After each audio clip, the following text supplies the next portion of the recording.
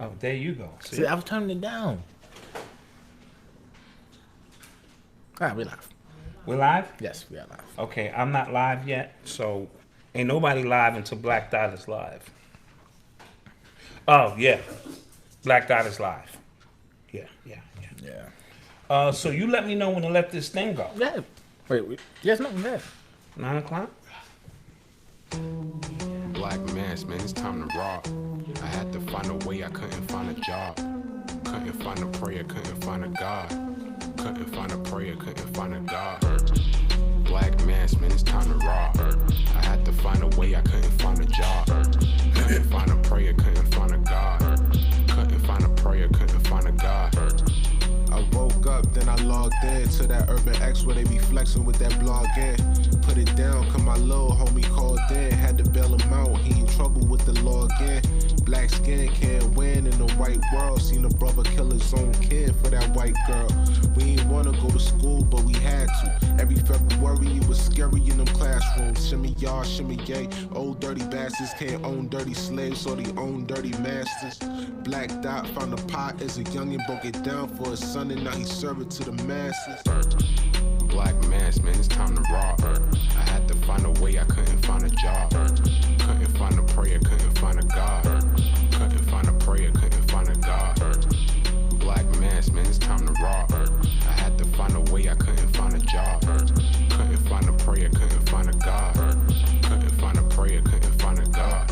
Urban excellence, a product of my residence. From 4 to 44, Obama was the president. I told mama I ain't tryna go to church. I'm like Adam, every Adam is a product of the dirt. And I've been reaping what he sowed. I got the product, got the dirt. And I can teach you what I know, but then you gotta put in work. You in trouble if you waiting on the government. I told my bro I make it out the hood, and that's a covenant. Yeah. What's good? What's good? Yeah. Welcome back to another week Yes. of the Urban X podcast. The Urban X podcast, the Urban X experience. Feel Right? me? We here. I got these dark shades on because I'm feeling Hollywood on y'all. We doing good numbers. You know how niggas get when we start doing numbers and shit. You know what I mean? I was going to go buy a brand new car. First, before we get started, to the people that are watching on YouTube, we were supposed to have a guest here today, but it didn't work out. Sometimes that happens. Yeah, it didn't work out. Show business, V. It's show business. Show business, You know V. what I mean? So now I got to get extra on y'all. I went and looked at the Bentley. I was like, these numbers we doing. And they was like, yo, bruh, 17,000 followers, bruh. It was like, we can't even lease you the Benz. I was like, really? Like what the numbers got to look like? It was like, bruh. Yeah. You're not Yeah. there. Not yet. Soon. You know. But thank you for all the subscribers. Yeah. That tune in every week. Thank you for our patrons. We got a Patreon page. Yeah, Dope. yeah. The Patreon page is starting to pick up. Dope Patreon page. Like, Yes, I'm in my bag. I done taught 3 classes already. Dope class. And I'm starting to hit that stride. Yeah. So if you into that, you know what I'm saying, and you want to hear me teach an alternative brand of hip hop, you know, then that's what it is. I try to use a hip hop lens on things that are not necessarily related to hip hop, just to show the growth of what hip hop is and potentially is. As you see today, I'm wearing that shirt from last week that I got, you know what I'm saying, up in the Bronx where the people are fresh. See, I wore my shirt yesterday. Yeah. It wasn't smart, yeah. Yeah, why would you? I don't know, my fault. Why would you do that? Yeah. You know, see, I thought we were always in sync. We both got new shirts. I said, we'll wear them on the show. And you don't have your Hollywoods on. I don't, yeah. All right. It is what it is. Big up to everybody out in the chat room. We love you. We appreciate you. We appreciate you. You have no idea. We really look forward to just doing this, you know, sharing some concepts and, you know, making sure we don't step on too many people's, you know, feet and ideas. Because what your thing is, we trying to embrace it and just add our thing to it to get things. That's one of the benefits of our show being on Thursdays. Right. We get the end of the week, everybody be done let off already. Right. And then we get to come in and try to clean up things or just add a different perspective on it. add a different perspective. That's what Urban X is about. You know what I'm saying? Absolutely. Absolutely. So, young man, talk to me. What's going on? How was your week, first of all? My week was good. My week was good. I see you. You hitting the gym a little bit. Listen, man. Don't be sweating. I see you. Me, I see you. Don't be sweating me. I see little pecs and all that. I'm out here, man. I see it. Like this is like the most consistent I've been in the gym since I think my freshman year in college. I actually did a couple of curls myself. I was curling like jelly donuts and shit this morning. I was like, oh shit. Yeah. Oh, these jelly donuts. Oh my God. But this has been the longest that you've because since football. Since I played because football was consistent. I you had to. It was had mandatory. no choice. Yeah. Like at Alfred, they wouldn't let you leave the gym unless you finished the program for that day. Okay. And then when I transferred to Old West, the gym was like a prison gym. Like it gave like no, and then the culture at the school, like it wasn't different. It was a different culture. Like nobody really wanted to go to the gym. But did they have a football team at No, Old no West? football team at Old Okay, West. well then that makes sense. See, Right. Alfred had a football team, And so the they gym- had to have state of the art. And the gym, they just opened up a brand new gym on the campus. Like I just saw videos on Facebook with it, but the gym was like state of the art, and like everybody went. Right. Like no matter what, like everybody went to the gym, so it was kind of like a thing. And then once I graduated college, you turned into a bum. Started for real. smoking crack. No. You didn't take it that No, far. I didn't take it that far. But I was just a slouch. Like I had no real, like No motivation to get that done. Yeah, and then I started working behind the desk. Then it got really bad. Oh, that was really bad. Yeah, Yeah. that's like The Incredibles. Yeah. Hello, he's his big ass muscles. He's behind Yeah. the desk, and yeah, absolutely, that'll really do it to you. Cause that'll stagnate your whole growth, and you dealing with just mediocre shit. Exactly, you know what I yeah. mean? Pushing papers. And, But I'm back in it. You know what I'm saying? Getting back to it. okay, and you like what? 24? Yeah. Okay, that's a good age. Yeah. That's a real good age. When I reflect back at 24, I had just started working for Transit. Right. But I had just also launched Bib Records, Black Independent Brothers Records. And we were getting ready to put out an independent project. So you launching this. Right, so exactly. That's pretty cool. But I also had my own apartment at 16 and signed to B-Boy Records at 19. I don't want to throw that in your face. I'm just saying, I don't know what you was doing at 19. He also had a son 16. and one on the way. Yeah. Well, see, I had to grow up big, but see, I'm not on that. But I'm simply saying, I'm not on that. I'm simply saying, I'm not holding you to those standards, but you're doing okay. You're doing okay. We Yeah. But he beats me. He does, and he beats me in places that y'all won't see the scars. Like he beats me under my armpits and on the bottom of my feet, so that y'all won't see the scars behind the knee, and all them little places. He does a lot of things to his dad that ain't right. But with that being said, I'm very proud of you. You're on the right path. I appreciate it. I remember when I got the call from you and saying, your dad, I can't do this no more. Yeah. Something's got to give. And I said, yo, bro, we've established this company 10 years before, but we would just kind of, had something to put out some of my books and tapes. And I said, bro, it's all here ready for you, established, laid out. You just have to bring that energy and make something of it. And here we are. I'm looking at Benzes, but not with 17,000 subs. Not with 17,000 subs. All right, so let's get into this. So we got to start off the show with acknowledging the queen who made her transition today. Absolutely. Aretha Franklin. Aretha Franklin, the queen of soul, has made her transition. If you know anything about soul music, she embodied it all. She was also entrenched in the civil rights movement heavy. Her father rolled with Dr. King. She put up a lot of money to get a lot of people out on bail who were protesting. She did a lot for soul music. And I wasn't her that she put up money for Angela Davis? She probably did, because she put up a lot of money. Yeah. Because remember, during that time, our artists were the only ones who had an influx of cash, and everything was everything back then. Everybody was connected. If you played ball, you was connected to the civil rights. You was connected to the Panthers. Malcolm X, people think he was isolated by himself. No, Sam Cooke and all these people were all, Jim Brown, they all, because it was one story being told. And our struggle as a people was one struggle. There was no social media. There was no divide and conquer. Everything moved in one accord, and the music was a soundtrack to our struggles and what we was going through. And I hope the ancestors are proud of what she has done and receive her well. You know what I mean? So we definitely want to send our condolences out to her family. Yeah. I thought because there were reports out that she was gravely ill on Monday, and then I think like on Tuesday it said she was talking and stuff. So I thought that was odd. Yeah, and then I put up a post, and that post said, "R.I.P. the Queen Aretha Franklin. It's ironic that Nicki named her album Queen, and it's in her feelings right now about lack of RESPECT."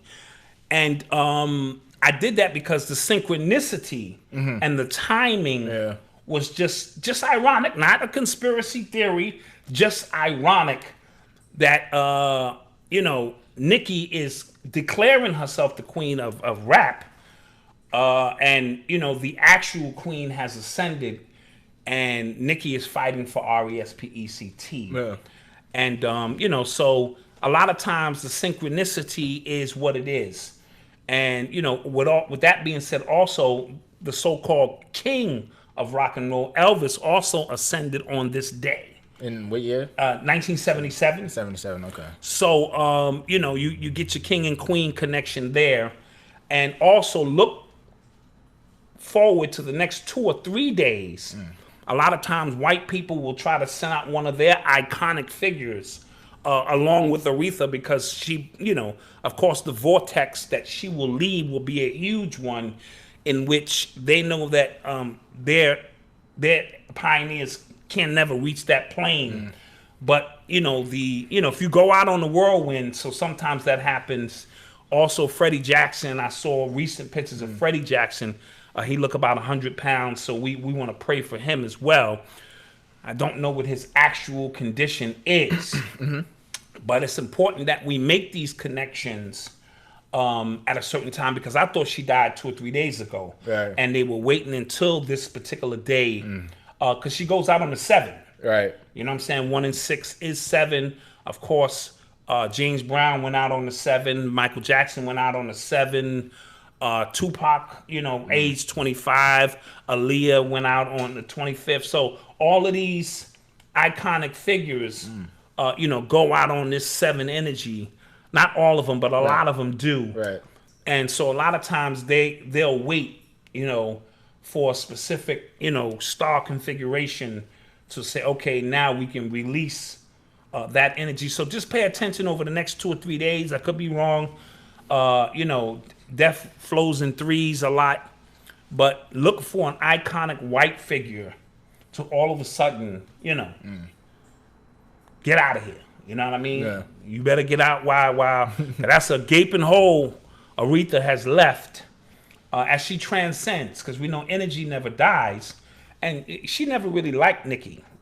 Side note, she really wasn't feeling Nicki's music. But then again, she wasn't feeling a lot of people. Oh, okay. She was a true diva. But a lot of people don't give her credit because she composed a lot of her own music too. A lot of people by that time weren't doing everything. But RESPECT, she was out there for respect. Yeah, she also went through some traumatic things in her childhood that it's no need for us to really speak about now. But 76 is a good. That's a pretty good time. Yeah. You know what I'm saying? A lot of years on the planet. So we love her. I mean, come on, your mother and your mother's mother are truly devastated at this time, because one of their own has, made that transition. So, much respect. All right. You are tuned into the sounds of Urban X. So. Oh, shit. Here we go. Here we go. Yeah.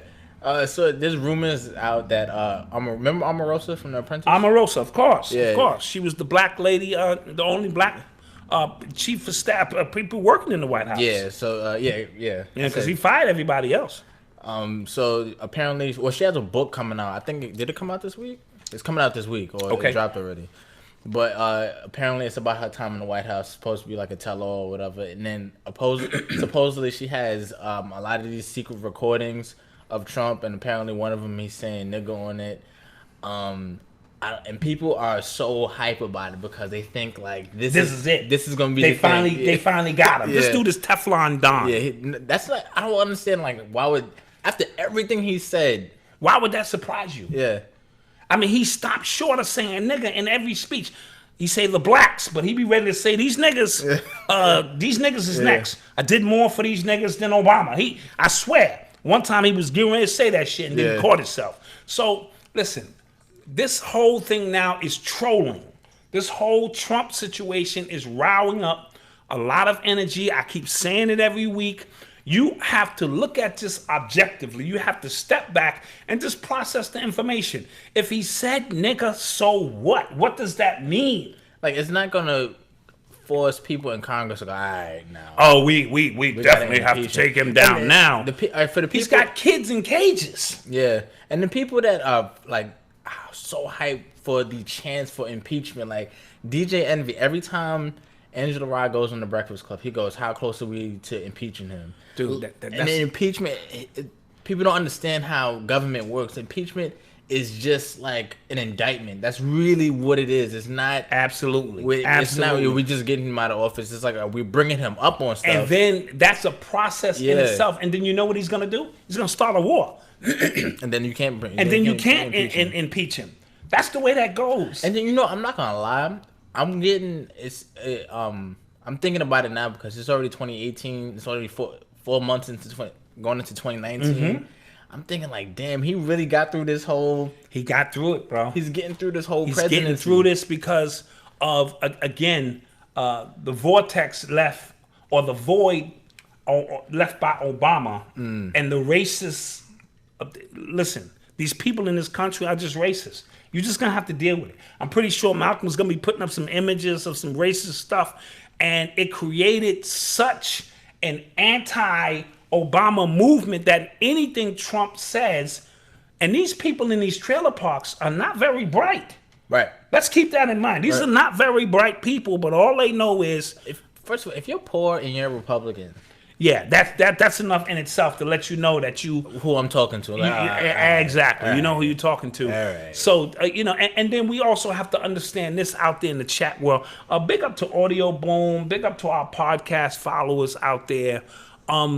It's also important to understand this. Rich people will never let you vote them out of their power. That's just a myth. There's no way they're gonna say, okay, we have all this power. Oh, y'all voted us out. Oh, well, we don't have the power. That's just all a myth, and it's all crazy. So keep in mind that that's not going to happen, and Trump is going to finish his term unless they decide otherwise for some other reasons. And they're also trying to incite race wars in this country. It's revving up day by day with each and every event of something happening of racist nature.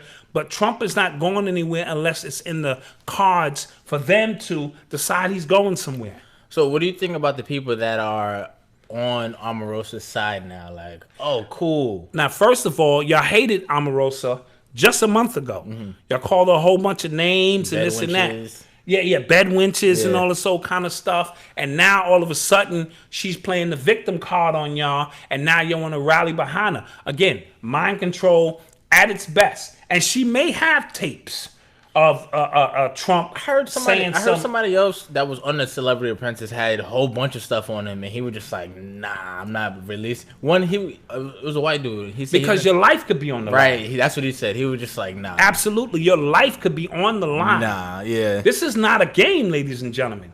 You need to check the Clintons who stole all that money out of Haiti and all the journalists who are investigating them that are continuing to come up missing on a regular basis. Yeah. It's important to tune into the alternative news because a lot of times they be giving it up. And this is not alternative conspiracy theories. These are white people who are patriotic. Those are the white people you need to rock with because they ain't got nothing personal against black people per se. They know that this country is in trouble because the Constitution is being violated all up and down. So these people in particular. Yeah, I didn't know how much power the president actually had until Trump got in office. Ooh, because he's exercising, he's flexing his muscle. That's all he's doing. Every time people like, no, I could recuse myself for that. Absolutely. Absolutely. President is not liable for that. Like, absolutely. So whoever's in his ear is putting him on and telling him what time it is and how this is actually done. Yeah. You know what I mean? So don't put too much energy into this devil business. Keep your first eye open to things as they may relate to us and what we're going through. But remember, we are a continuous entity in this world. You know what I mean? No matter who the president is, our situation has nothing to do with that. And I'm going to continue to preach that because nothing proves to be any different. You know what I mean? Mm-hmm. So, But we saw BlacKkKlansman the other day, right? Yes. And there was a lot of parallels between that, what was happening in that movie, what's going on today, which I thought was really clever on Spike's part. Yeah, so we getting into yeah, we might as well because it kind of goes into the BlacKkKlansman. Yeah. Okay, so what was your actual thoughts of the movie? So okay, I thought it was a good movie. Okay. I thought it was a really good movie. I thought Spike needed it because like his last few movies were just not it.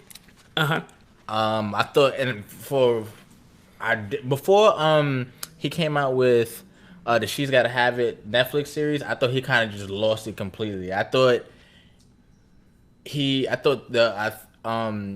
the way movie and cinema just kind of passed him. You know what I'm saying? Yeah, well, see, a lot of times, right, the niche and how movies are made changes. I think he was still stuck. And you get stuck in how you used to do things. And it's important to be flexible so that you can take advantage of the new technology and where the trends are going, unless your movies come across as a little old school. That's what it wasn't even old school. It was just kind of like the way it was written, and you could tell like he had like 100% of him in those movies. In this one, you could tell somebody probably like, listen, just do it like this. So tell me about the movie. I saw it, but tell me about it in terms of how you felt about it.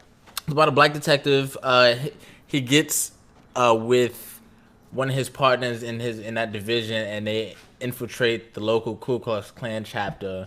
And David Duke, who's still alive, by the way. Yes. This is a true story. Yeah, based on a true story. It's based on a true story, and yeah, he was able to successfully infiltrate it. Right. So I told you I like the movie. I just think I don't want to spoil it for the people out there. I just think Spike tripped at the finish line. Well, what I found out about the finish of the movie was it was released on the actual date of Charlottesville. Oh. So in understanding that, the end of it made a little bit more sense. Okay. You see what I'm saying? Just a little bit more sense. Okay. Again, the infiltration of the Klan, but he also infiltrated the black community. He was an agent. This is true at the same time. So let's understand he had wiretaps on him as he was going to the Black Panther. Yeah. But what you saw is the same things that's going on today to show you that we are reliving, recycling, and reliving experiences. And then what I thought was dope too, like a lot of the dialogue from both sides, right? From the white supremacist side and black side, they both, I think, were dropping little jewels of common beliefs that are still today. Absolutely, a lot hasn't changed, and not just from just pure racism. Like I'm not talking about that, but I'm talking about conspiracy theories that still around today. Absolutely, it was dope. It was dope. So again, the writing was really dope. What I always try to do is tell you it's important that we don't recycle the same experiences and expect a different result. Yeah, and just Black Power. It's just that the sisters had afros and the brothers had afros, but the dialogue could have been today. Yeah, on both sides. So how does your government keep you suspended in time in a sense where you think you're moving forward, but you're not? Yeah. You know what I mean? When all the smoke cleared, you're really not. We're marching. We was marching then. The white woman accused the black dude of rape when the police showed up. He raping. You got white people on the phone right now. So you're seeing a lot of the same things happening, and we're doing the same things. And then remember, right after we got out the theater, what did he say? Same thing. Like nothing changed. Absolutely. Nothing has changed. Absolutely. Like, even though that was a good movie, cool, you feel good about it. It's a feel-good movie. And at the end, he's just kind of like, all right, what happened? And see, that's why I was disappointed, because Spike should know better at this particular time. We don't need no more feel-good movies. So me, I gave it 2 thumbs down. I mean, 2 thumbs down? I gave it 2 thumbs down. Really? Usually in Spike's movies, let me explain. There's a moment in Spike's movies that really touched my heart, that really gets my heart pounding. Like, he really cinematically captures something that we're going through, but due to the use of social media and us being desensitized by a lot of these events that are going on, and they're recurring events. Kid gets shot down, shot in the back. Recurring events, we're marching. Recurring events, white people are taking it. Recurring events, it didn't have the same effect for me that it normally does. And as a result, I kept waiting for Spike to put something in this movie that wanted to make me leave the movie theater angry. And I didn't. I left like, okay, I get it. And so for me, it was 2 thumbs down. Eli? Okay, so what about the bomb part? Because the bombing, if she got able to fit the bomb in You're giving away too much of the movie, dude. No. There's a bomb scene in the movie that Eli's talking about, and if he had went all the way through with it, perhaps, but he didn't. So because he didn't, I still walked away, not usually emotionally as charged of a Spike Lee movie as I normally am. So he was trying to go for the emotional thing at the end, but it's like, and I thought, like I said, the end was dirt. Right, absolutely. I walked away like, huh? I was so confused. Like, huh? Like, really, what? Spike? Like, really, Spike? And again, that let me walk out of the theater feeling like I should have went to see Tom Cruise. Yo, you know what I walked out of the theater saying? What'd you walk out of the theater saying? It felt like, even with a black movie, BlacKkKlansman, he still was trying to go mainstream. Absolutely. And he was still trying to be accepted by the Academy or something. Well, again, who's cutting these checks? You don't know who's cutting these checks behind the scene. You don't know who's, I see Key and Peele and one of the... Jordan Peele. Jordan Peele. The one Peele? who did Get Out. Is that the one with the white wife? Yes. Okay, so he was involved with the movie as well. That has nothing to do with it. I just said that. So, I'm petty. I'm petty. But now I associate him with the white wife. But, he helped him write this movie, and we see what he did with Get Out. And, I think he executive produced it, so I don't know. Or executive produced it. So, go see the movie. It has some moments in it. But what I'm after now, from a cinematic standpoint, I just was disappointed. So, that was just me. Okay, but... Fun fact, that was Denzel Washington's son. Oh, yeah. Now, his performance was good. Yeah. As a matter of fact, sometimes I close my eyes in the theater, and he sound like Denzel. Some of his mannerisms is like his father. Yep. You know what I mean? He was one of the little kids at the end of the Malcolm X movie. I am Malcolm X. That was one of the African kids. Oh, that was African kids. Yeah. Oh, that wasn't him? That's my favorite kid. He said, I am Malcolm X. Yeah, that was my favorite kid. But his kid was one of the kids in the movie. Yep. So now it comes full circle, and now he's working with Spike. Yeah. So from that standpoint, I get some of the things. I just wanted more. I really did. Yeah, I agree. I agree. Yeah. You are tuned into the sounds of Urban X. Have you listened to Nicki Minaj's album? Yes. Yes. You want to talk about this? Let's talk about this, man. Let's because it's only right. We talked about Cardi's album when it came out. Absolutely. It's only right. Absolutely. So you go first. Okay.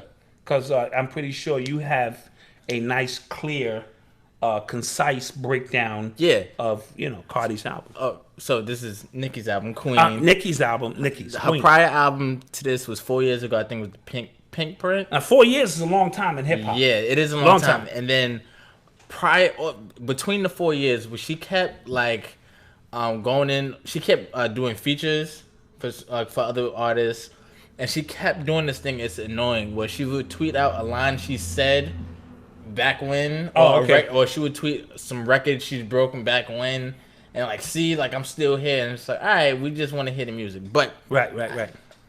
with all that, I digress. Right? I thought this album was way too long. It was 19 songs. 19 songs. Okay. I can only take Nicki in small doses, but for the sake of this podcast, I listened to the album. Yes. Right? Yes. I thought it was too long. I thought it was all over the place. Okay, so it wasn't cohesive. It wasn't cohesive at all. Okay. And then some of the lines, Odyssey shaking her head like that. Yeah, that's Yeah. true. We got the whole family here tonight. Yeah. We all here.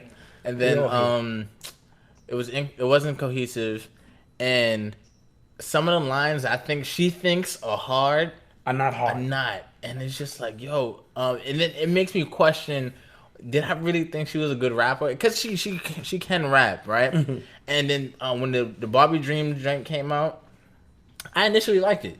I was like, oh, cool. But I totally forgot she did that already. I totally forgot Lil' Kim did that already. Yeah. You know what I'm saying? So I was just kind of, oh, that's whack. Yeah. And so, and then everything she's been doing after the album just turns me off from her too. Okay. Let me know when it's my turn. Yeah, got it. It's my turn. Yeah, got it. All right. First of all, I want to say this. I tell everybody out there that all I do is judge the music. I don't get into your behaviors. Oh, okay, I did all of that. I never do that. I did Because it can taint your ability to just process the music. Okay. The music from an artist is it's that's all they have. A lot of these artists are crazy. A lot of these artists live out on the edge. A lot of these artists are on drugs. A lot of these artists, when they try to exist in the earthly realm of things, it's twisted for them. So their music is their way of their outlet of expressing who they are. So for me, I always just listen to the music. Now, I want to state some things clearly. She is clearly a better MC than Cardi B. Okay? She proved that time and time again. You know what I'm saying? Her lyrics are polished. She writes them on her own, as she clearly went to Flex and said, chime in at any time. I think she does. And her music is also more polished. Now, that doesn't mean it's better. I want to be clear with that.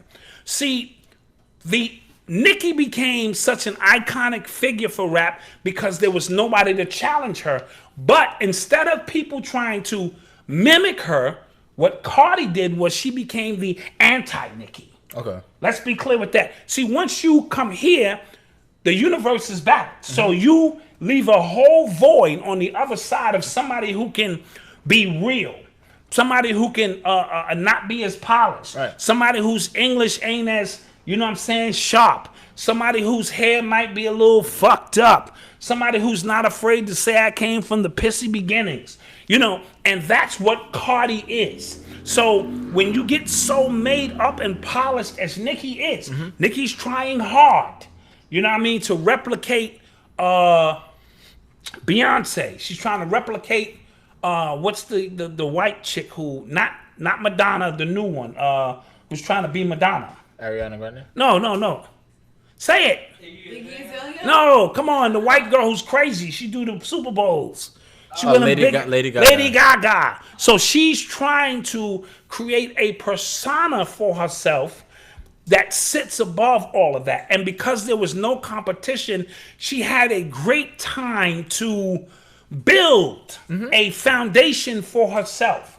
And then Cardi B came out and just was the polar opposite to a certain degree. A stripper. And but this goes back to the conversation I have with you all the time about rappers and their egos and the way we as listeners consume their music. Absolutely. And then we get fed up with you giving us your ass to kiss. That's exactly what and happened. being all Barbie, all queen. You on the throne. You looking down on everybody. Absolutely. And Cardi's from the Bronx. She's a regular around the way chick. She's chill. She talks like around the way chick. And now we appreciate that because we want something authentic. Now, that's so. With that being said, if Cardi gets like that, then it's a wrap. People gonna get tired of her too. Then it's a wrap. You know what I'm saying? So let me get down to the music now. Ahead. I liked the first song. Ganja Ganja Ganja Burns. Ganja Burns.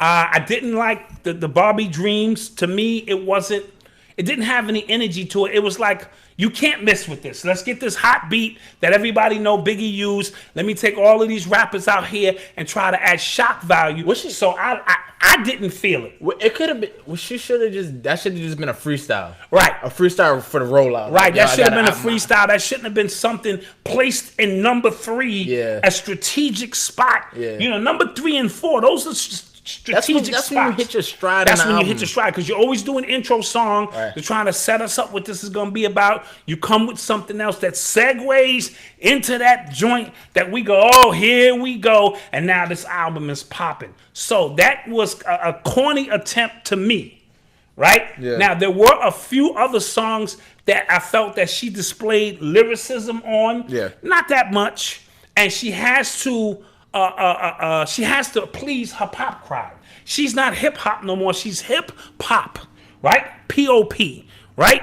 And along with that, there is, an obligation, in my humble opinion. I'm too loud? Yeah. Okay, sorry about that. There's an obligation, in my humble opinion, of, the audiences that you have to feed, and you have to, and hers is more of a pop audience, so some of her tracks became out to be pop. But when I listened to the album in its totality, it wasn't a bad album, but it was not a classic album. I want to be clear with that. Oh, far from it. Far from classic, and as long as she made us wait, and by pushing the album back, 2 months. I think she felt the pressure, and now she may be on her way out. See, this is the thing. This is what I've been seeing online, right? A lot of people are going, you can't compare her and Cardi because they're in 2 different lanes, right?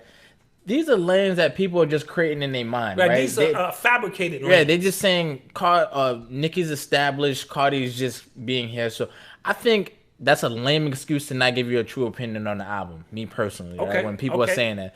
Because I feel like there are 2 women rappers who put out albums within months of each other. We're gonna compare. Yeah. That's just a natural thing. Now, I also spoke about with Remy Ma also being in the equation. Remy Ma took a different approach. She went straight at the throne. Right. You know what I mean? Where Cardi B was saying there's a big void left here of regular common people who Nicki has left behind, because now she's ascending up into the pop realm of things and left all of this open ground. And in this open ground, Cardi B was birthed. And she took full advantage. Now, Cardi B's next album for us would be telling. Right. Anybody can do it once. Can you do it again? Now, in that sense, you got to give Nicki, you got to give Nicki her credit. Definitely. She has struck, and she has struck again. Definitely. I just don't think this album was the one that would, if she had shaved 3 or 4 songs off. I don't get these long and albums. The song with Foxy Brown was terrible. Terrible, Kenny. That was terrible, Kenny. Terrible, Kenny. You shouldn't even did that song, Kenny. That was terrible. Terrible. That was really bad. It sounded like Foxy was in some bullshit studio in Brooklyn and just spit some lyrics, and it just came out really, really bad. The song with Wayne, Rich Sex, trash. The song with Wayne, trash. Rich Sex, but I thought, it was choppy. I thought she had an album done, and then she got a little nervous and decided to throw a couple of joints in there that she thought would lift the album to another stratosphere, and it didn't work. And you're seeing it in her behavior. Now I will discuss her behavior. Okay. After listening to the music and trying to find out where she's going, she's fighting for her position, and she figures that she is the queen, that nobody has dethroned her. But a lot of times you can dethrone yourself. That's what's happening. And when you dethrone yourself, that's and what's you're happening. calling She's yourself, breaking like every law in the 48 laws of power, like every single one. law she's breaking. She's talking too much. Yes, and so she's now she's not royal in her fashion. She's just breaking all the laws. And as a result, you saw what happened today. The actual queen went out. I'm not suggesting that she will physically die, but her spirit, her soul, her fire, her spark could also take a plunge as a result of this. So not queen behavior, B. Not queen behavior. At all. Absolutely. And yo, you crazy, right? So when her and her ex Safari were going at it online, right? Yeah. He said, "Yo, you stabbed me. I almost died." Yes. And I had to lie and say I tried to commit suicide so they wouldn't arrest you. Nobody's talking about that. Yeah. So nobody's bringing her up as an abuser of domestic violence, right? So, but again, And you know what's crazy? Meek, he kind of alluded to that too. that she was crazy. Yeah. Oh, okay. So okay. why is she not canceled? You know what I'm saying? Like, why is nobody online? That's why. It's a double standard, but we why. are the last ones who should be talking about double standard this is as true. men. This is so true. I can't You're really right. go there. My fault. You know, even as her as a writer, we don't even give her credit as a writer because we don't think women can write. No disrespect. I know Cy Rock will. Let me tell you something. Cy Rock will body you. Now Ruby Selah will body you. Star will body you. Rhapsody. Ty Phoenix will body you. Rhapsody. Rhapsody will. So these sisters, and that's just a few of them. Yeah. You know what I'm saying? That I know off the fact that gets their pen game is crazy. So whoever's coming up with that myth, but I understand if you come in with an iconic right-hand man like Biggie or Jay-Z, it's to be expected that they're going to coach you along and make sure your bars are up to standard and maybe even create ideas for you. Because this is a real story. And Wifey was in the car with me when we pulled up to Chris Lighty one day. He was getting his car service. Now I went to high school with Chris Lighty and he knew my pen game was crazy. And I was like, yo, well, what's good? He said, well, ain't nothing really popping right now, Doc, but if you want to write for Foxy, you let me know. You know what I'm saying? I chose not to because it would have forced me to write those kind of nasty bars that I really didn't want to portray our females in. But I could have also been a ghost for Foxy through Chris Lighty, who was my dude. You know what I mean? So R.I.P. to Chris. And Wifey will tell you, she was in the car with me. You know what I mean? So that just goes to show you, you know, that, you know, those opportunities do present themselves, and there are plenty of ghostwriters. So before we get off this topic, what was your expectations for the album? I had no expectations except that I thought iron sharpens iron. Okay. So I listened to the Cardi B album, and it was just dope in its authenticity. Right. You know what I mean? It wasn't fabricated. It wasn't made up. It was just, this is a sister from the BX who was, putting her life on Front Street. And that's what hip hop used to be about. Hip hop wasn't all of this made up. Your ass is made up. Your titties are made up. Your eyebrows are made up. Your cheeks are made up. And yet you going in on homies for his hairline. You know what I mean? Yeah, I thought that was so funny. So this is, you starting to believe that shit. You know what I mean? Like your shit is real. Yes. You know what I mean? Because if dudes started showing up with fake ass muscles and shit in the club, I'm sitting there with a 6-pack and shit, you know, nice dope haircut. You see my bulge hanging down my leg and shit. And then we get home and I take my chest off and shit and pull out a fucking cucumber and shit, throw that shit to the side and pull my hair back, and I got a big ass fucking George Jefferson bald spot in the middle, and pull my fucking teeth out and shit and be like, hey girl, let's get it. Then you be like, God damn. So that's what we deal with. And y'all gotta listen, y'all gotta take all of this into consideration. So that goes back to a different double standard that we deal with. So I thought iron sharpens iron, and I felt she would be like, okay, you push me in the corner, let me, you know what I'm saying, give it up to y'all. Because there's a such thing as, like, just letting the music speak for itself, right? Absolutely. When Jay-Z and them, when they come out with albums, they never do, like, anymore. They never do interviews. They don't have to. They don't have to because they just kind of like, yo, here it is. Here is it. Like, here it is.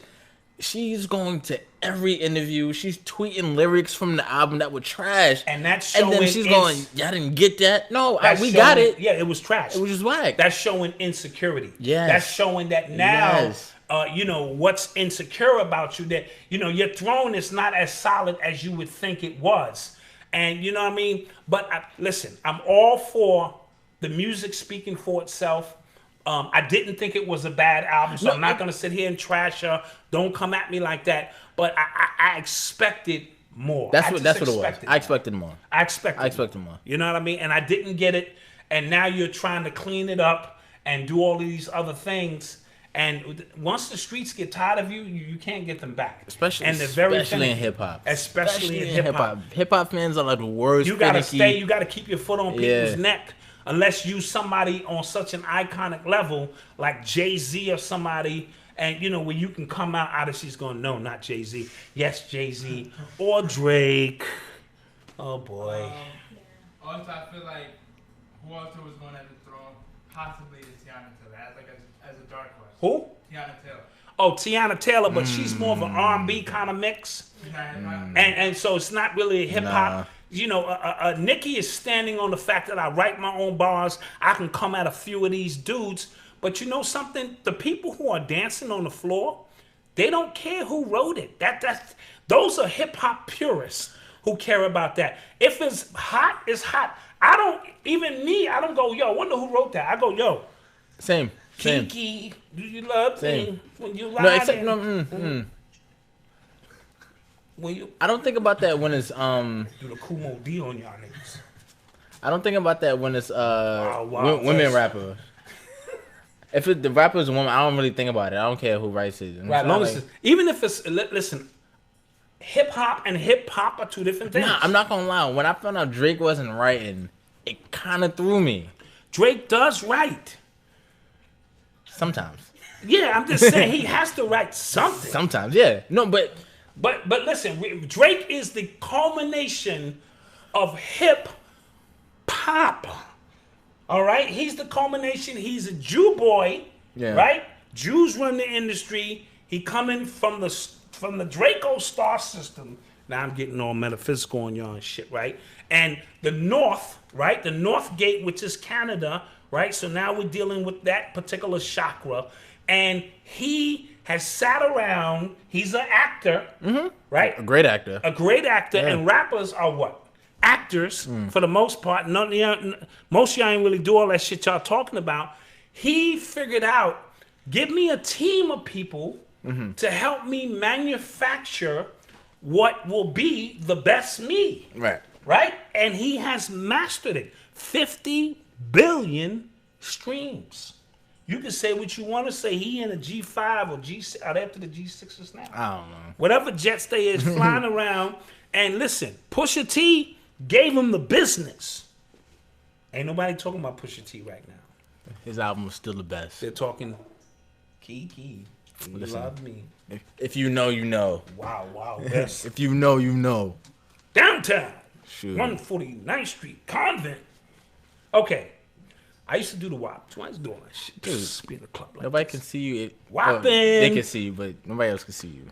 You are tuned into the sounds of Urban X. I'll do the WAP today. At my 50th birthday party, if my man DJ P throw on that WAP shit, I'm just going to start WAPing. Weibo. I used to do the Weibo, the WAP, all that shit. So this is something you wanted to talk about like immediately last week. We didn't. I don't think we got to it. No, it I didn't think happen. it broke. Yeah, it broke right after. Right after, like Friday, this kind of broke. San Francisco, this guy named Dwayne Johnson was awarded $289 million. 289 million stacks. Because the weed killer Roundup was found to cause him terminal cancer. And you know what's crazy? Doctor said he wouldn't even live to see that trial. Wow. Yeah, that's wow. Wow. And that same shit is in cereals. Yes. So I want to be clear with that. So, this Monsanto, okay, we already know this is the artificial seed company, right? They're trying to create apples, oranges, and grapes with no goddamn seeds. So after you eat them, you can't even take the seeds from the shit you ate, plant them in your backyard, and make more apples. All right? The seeds is the information. But is this like the seedless watermelon stuff? All of that. Monsanto is trying to get ahead of all of that and put a damn patent on the seeds. How you gonna put a patent on nature? Once we start allowing that to happen, things are starting to get very, you can't even collect rainwater. Crazy. You can't even collect rainwater. Yeah, so that should tell you something right there. Okay, that should tell you think you're free in this country, right? Yeah. Your ass can't even collect rainwater. All right, so these Monsanto projects, these artificial fruits and vegetables, which don't give you information anymore. You eat an apple in normal times. You know, when we were in tune with nature, the apple would give us information based on its origins, our surroundings, and so forth and so on. Now you just eating emptiness. You know what I mean? Yeah. So this emptiness that we're doing and eating, Monsanto is branching on into a whole bunch of stuff, and now has killed. He's not transited yet. He hasn't made the transition. But goddamn, did you see him? Yeah. You know, he don't look too good, man, because he's been using that product. He's a gardener or something. He's a school groundskeeper. He's a school groundskeeper, and now he's out. So, but this will open up the gateway for a lot more people, because I've been using Roundup, you know, on the terrace. I got a piece of potty grass, you know, where my dog makes his business. I hear his lying. And I could be in line for some shit. I'm just saying. When people start lining up, I'm just putting it in the record now. I've been using Roundup, and I'm not feeling well. I don't give a fuck what y'all say about my kidneys. Nope. Roundup. So when they start cutting those checks, but hopefully this will get them to pay attention to how important this is. Yo, it's just crazy how like soulless some people are. Like you're trying to put a patent on seeds, so people can't grow food, so only you could grow food. Yeah. And they were selling fake seeds. I don't know if it was Monsanto in Africa, South Africa, where the farmers are trying to take back their land. Somebody was selling these motherfuckers fake seeds. And they shit wasn't growing. They going, wait a minute. Shit should be growing by now. Fake seeds. I'm not putting that on Monsanto. I'm just simply saying I wouldn't be surprised. Because remember, we're moving more towards an artificial environment. I just ate a goddamn Impossible Burger. Oh, from White Castle. Amazing. From White Castle. Amazing. Right? Now, if you've never had one of these Impossible Burgers. Incredible. This is a plant-based burger. Right? This shit will make you smack your mama, right? I'm gonna be honest with you. Wifey drove by and she said, bro, they got these Impossible Burgers. Yo. I said, well, bring a couple of them shits on in. And from White Castle, so aesthetically, I grew up on White Castle. You know, so I'm saying, and now that I don't eat meat, you can't eat there. So now, you know, they got the onions on this shit. And Wifey bought a few of these home. Nickel. It's a wrap, right? And I told Malcolm, and Malcolm is very finicky. He's like, I was like, yo, bro. First of all, when I think of White Castle, I just think of crackheads in front of White Castle. Yeah. That's what I think of. Yeah. Especially on 25th. Facts. But just crackheads. But when I grew up, you know, late night, it was the only thing open at 2, 3 in the morning. Okay. That after we came from the club, we can go to White Castles. And the burgers was cheap. It was like 69 cents. So you can get 2, 3 of those and, you know, some fries, and you was good. Right? And I ingested this, but what I'm trying to say is, it was incredible. It was an incredible burger, but it wasn't real, right? So what's happening to our digestive system where now they are mimicking what food looks like and tastes like, right? This is the scary shit. The Matrix has figured some shit out to say, okay, now we're going to give you some shit that look just like meat. When you bite into this Impossible Burger, you're going to swear this shit is meat. I'm still not convinced, B. And this shit is plant-based because they're moving us into the next paradigm. It's a little thick, a little salty, you know, a little salty. It was great. And it's thicker than the traditional White Castle burgers. But me, you know, my mind gets, you know, running. I'm like, wait a minute. They're preparing us for this automated world. Where, like in the Matrix, when he was eating that slop and shit, he was like, "What the fuck?" He said, "Yo, this is all the protein shit your body needs." And then he, I forget, he said, "What does the Matrix know? What chicken tastes like?" Mouse. Yeah. Mouse, you know what I mean? In the Matrix. So now this, how the fuck do they make some shit that look and taste like beef like that, right? Yeah. Pay attention. So while it was good, I'm not gonna lie, shit was delicious. It's putting us on the line. So what do we have in the chat room? What are they saying? Get that money, Black Dot. I don't know. Get that money. Yeah, I'm gonna get that money for that Roundup shit. Yeah, I'm gonna get that. I cooked one of them Impossible Burgers when I was a vegan. I cooked it in my house, and the shit smelled gross. Okay, I mean, I don't know what you seasoned it with. I'm just telling you, TGIF got that Beyond Meat Right. The Beyond Meat, That's real plant based. that's real plant based. You can smell a plant. Yeah, you damn near can smell a plant based in that. But this one that they're making, this shit bleeds like a burger. So that's also telling me that it's something that they're trying out on us, along with the auto tune music, the Wi-Fi, the 5G that they're coming with. They're moving us to a point where they might not have to kill animals no more, which is great. You know what I mean? But we will be eating some artificial shit. Throw Monsanto's in there giving you apples and oranges that are artificial. Yeah. Laced with animal DNA so that it grows different. All of this shit is getting weird. Thought your storytelling is crazy, my guy. White Castle, that nasty shit. Yeah, facts.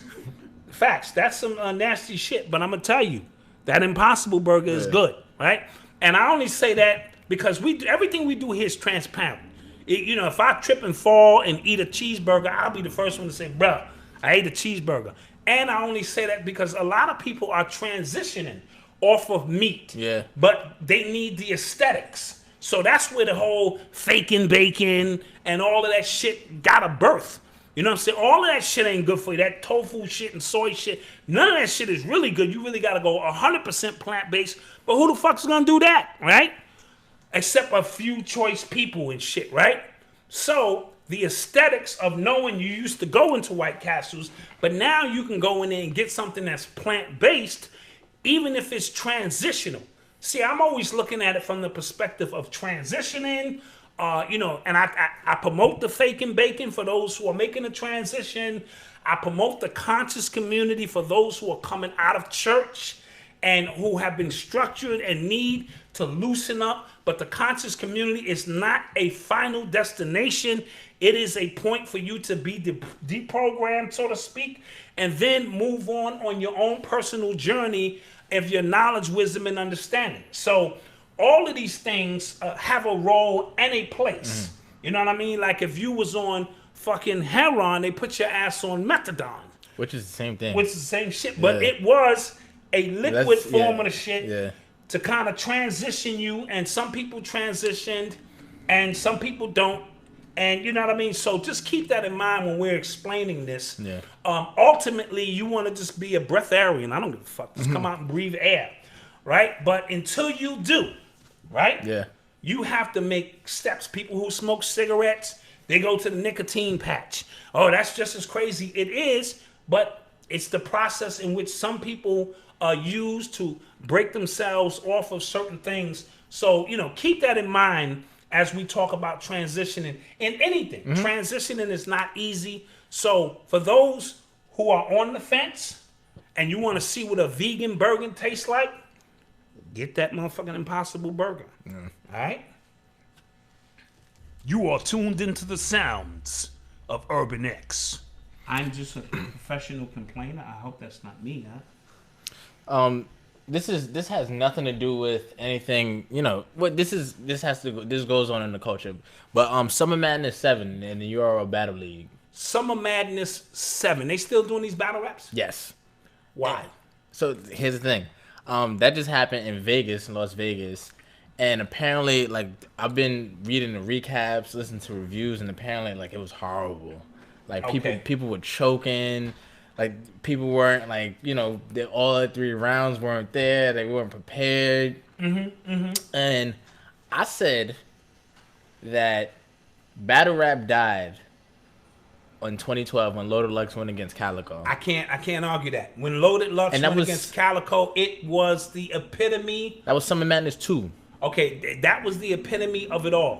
The way they shot that, the angles in which the cameras came in, and Lux was in his bag, and it was socially, it was perfect. Yeah, it was. Our people were transitioning, becoming woke at a time. So Lux just opened up a vortex in which those who wanted to experience being woke or so that was it, and it was downhill since then. You know what's crazy? Because Smack was talking about it, like they were interviewing him. He looked like he was gonna cry. Like he sounded like so emotional because this is his baby. Yeah, he's been like at the forefront. Like remember since Smack DVDs. Yes. You know what I'm saying? Yes. Like he was really at the forefront of this, and now because battle rap has gone so commercial, and what I think it was, me personally, the gap between the top tier and the guys, too big of a gap. It's too big of a talent gap. It's too big of a talent gap because when everybody think they can battle rap, say it with me, nobody can battle rap. Yeah. So when there's not enough people harnessing their craft, and let me tell you how I structure things in my mind. If I was a battle rapper, right? There's 3 rounds. I would have 6 rounds worth of dope rhymes ready to pick and choose based on the temperament of the crowd and what your response is to decide which rhymes I'm going to use. I would have my opening round because first of all, that's when you're setting it all up. First of all, I feel like you need 6 because your first round, what if you go second? Right, absolutely. You know what I'm saying? Because remember, Lux went. Remember, he went against Clips, right? And Clips went first. No. Lux went first. Clips smoked him, right? Right. No. See, I'm lying. Clips went first, killed him. Lux came in with right? Right. Clips went again hard, died at the end of it. Lux came in weak, came in strong at the end of it. So the way you have to structure your battles, like, it has to kind of... Absolutely. You know what I'm saying? Absolutely. And that means you're taking your craft very seriously. At minimum, 6 rhymes to go at your throat, right? And if I go first or second, it sets up. These guys have 1.5 fire rounds and hope that they could coast. They had months to prepare for this battle. And when you have months to don't give me months to prepare for anything. They had I'm Virgo, so I'm gonna be we overanalyze as Virgo. So I'm gonna be so prepared for my battle that you don't know which angle, and then we could take it to the parking lot because I still got to get those other 3 verses off. Right? Once the battle is over and you still talking shit, nigga, let's take it to the parking lot because I'm gonna let off 3 more verses on you. And then I think battle rap got too big too fast too as well, because when I look back, because I wrote a couple articles on Urban X that NYC, a couple my favorite battles, my favorite K-Shine battles, my favorite Goods battles. And the battles that were in tighter spaces when it wasn't a lot of people were the best ones, because you can hear everything and everybody's just getting it off. Right. You know what I'm saying? And then the people at home watching, you can decide on your own, like, nah, his round was better, or like he won that. So, because once Smack took it to Webster Hall with these big venues. And you had a bunch of novices. Who don't understand battle rap. And somebody say something, and then you had stands who just like Charlie Clips. That's cool, but that don't mean that shit he said was ill. That's why I always get the battles home, listen, and be like, okay, I felt this one won that, and so forth and so on. You know what I mean? So it got commercial, and then your boy fucked it up too. Eminem, with that what was that shit? This Total Slaughter. The Total Slaughter. They cut Smack out. Absolutely. I don't know. See, I don't know what the deal was with that. You know what I'm saying? That's a corporate move that happens in corporate America. They cut him out, and then they didn't keep it going. Right. Because so they literally rode the wave for one event, and then they bounced. Made their money, and they was like, "We made our money, we out of here," and threw it back to Smack and said, "You put the pieces back together." And so now we have a situation where that particular art form is sort of dying. The only way to me he can get it back is go back to the essence. And really good battles. Because first was the battlers first they want grip, they want money. They want grip because they believe in their own hype. You know what I mean? They want money. So now for him to be able to pay that money, it needs to be at bigger venues. Right. And then it's just and it's watered down. Yeah, it's watered down. You are tuned into the sounds of Urban X. Also, remember the guy who shot the black guy in the parking lot in Florida, he was picked up for manslaughter. Let's clap that shit up. Yeah. We didn't think that was going to happen. Yeah. Because it was a lot of talk about the stand your ground. Yeah, but she got a lawyer, right? Yeah. And what the lawyer quickly pointed out, see, again, I'm taking y'all on the jury stand, right? That once the black guy pushed him down and saw the weapon, he started retreating. So now there is no threat. So that little megasecond could be the difference in winning or losing the case, all depending on how good your lawyer is, right? So yeah, he pushed him down, but if he pushed him down and he was continuing to barrel over top of him, okay, he pulled this joint, he killed him. This is an open shut case. Remove your emotions from the equation. That's not what happened, right? That megasecond when he saw that gun, he started backing up. And that means you are no longer technically in danger, and you fired anyway. So now we have a situation where it's been reviewed and we have charges being filed. Yeah. And that's a starting point. Doesn't mean, because now we're going to go to the point where I said, where there's a jury involved. And that white guy's jury is going to paint this black guy to be 6'7", 700 pounds. And Lord, don't let him have a criminal record. And yo, the way they pick these juries, I was watching the Trayvon Martin case, and the way they were picking the jury, and the way they were that was disgusting. Oh my God! If you haven't been watching and following the Trayvon Martin trial, the minute I saw those jury, I knew it was over. It's how can you not have a jury of his peers in the mix on that? And pick all white jury and women at that, and then it was who have a little bit more conservative views. And it was telling because they were asking the women, they were asking the jurors questions about him. And they were just like, yeah, his father wasn't in his life, and that was a lie.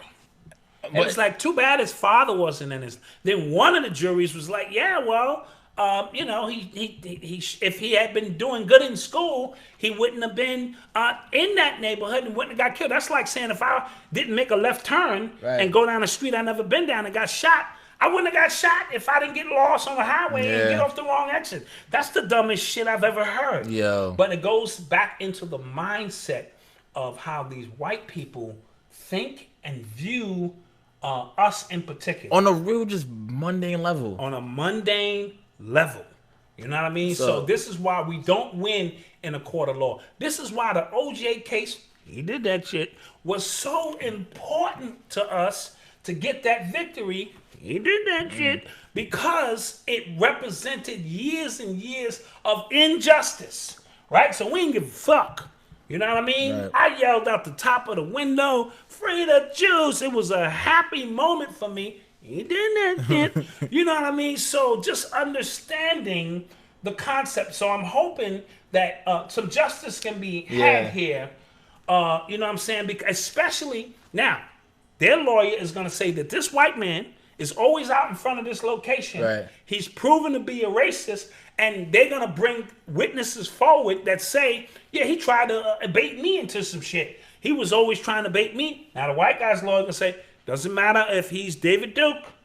That has nothing to do with my client's personal way he lives his life. He was pushed down by a 6'7" gorilla. What I learned from watching like the OJ case, like the OJ documentaries, in watching the Trayvon Martin thing, it's theatrics. Like, I have to paint a picture, no matter what the law says. So you just got, if it goes to trial, wiggle of doubt. If you have to get a jury, you have to. It's now you're performing for the jury. You have to paint a picture. So what's his name? The one OJ's lawyer, the black Johnny guy. Cochran. Johnny Cochran was in his shit. He was in his bag.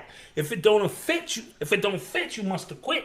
He opened up the book of Psalms on their ass, and I know that's a ritual. When he opened up the book of Psalms and started going in, I said, oh, Johnny in his bag on their ass. Then he hit him with that shit. If the glove don't fit, you must have quit.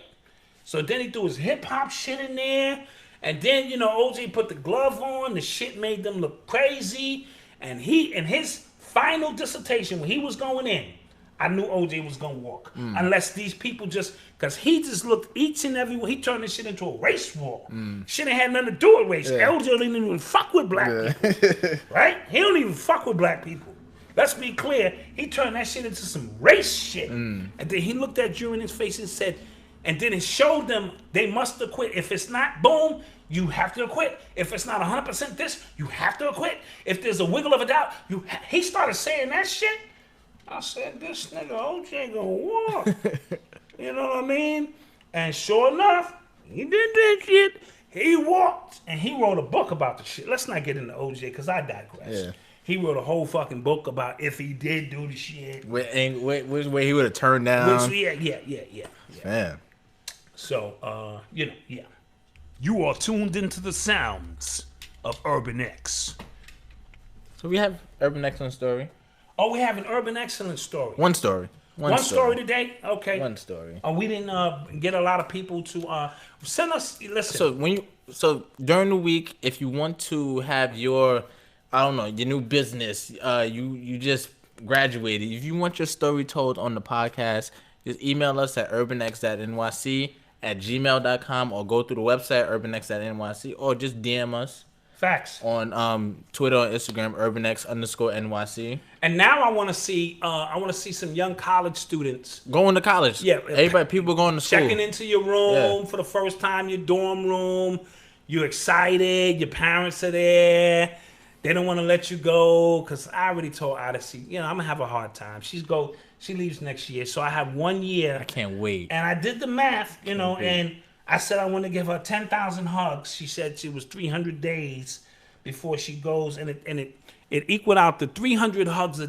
Was it 3,000? No, it was 300 hugs a day. That's a 30 hugs a day. No, it was 300. No, it wasn't. I said 10,000 hugs. How many days to it? Let's get the calculator. Do the math. Making shit, 10,000 hugs. 309 days until I leave. Divided by 309 days. That's 32. Okay, that's 32 hugs. 33 hugs a day. All right, I was wrong. 32 hugs a day that I have to bestow upon her to get my 10,000. She don't let you get one. She don't let me get one. Yeah. She go, Dad, what? Yeah. I'm like, damn. Well, I'm going to get these 10,000, so they just going to be accruing. But long story short, it's going to be a proud moment when we take our daughter up for her moment. And that's an Urban Excellence story. That's an Urban Excellence story. So parents who are doing it now, and you're nervous, you got everything, and your child is going, Mom, I got it. You're gonna overpack. Everybody overpack. And everybody then overpacks. you got to meet your roommate, and you hope y'all cool, and you know what I'm saying. Yeah. So it's a process. My roommate was cool. Shout out to Jaren. He listens to the podcast. Jaren, listen to the podcast. Yeah, shout out to Jaren. Clap that up for my man Jaren. Yeah.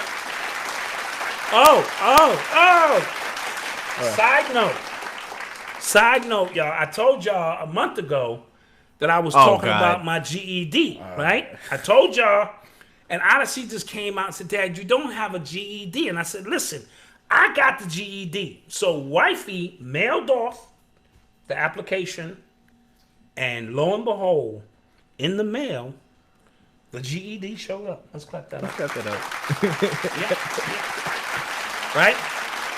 And so now there's going to be a ceremony here, right? Everybody has to dress up. I'm wearing a cap and gown, and we are doing that was the bet, right? If that GED shows up, so now we haven't done, and we're going to film this shit, and we're going to show this shit to y'all, because that's how we do here. You know what I mean? So big me up on that shit. Yeah.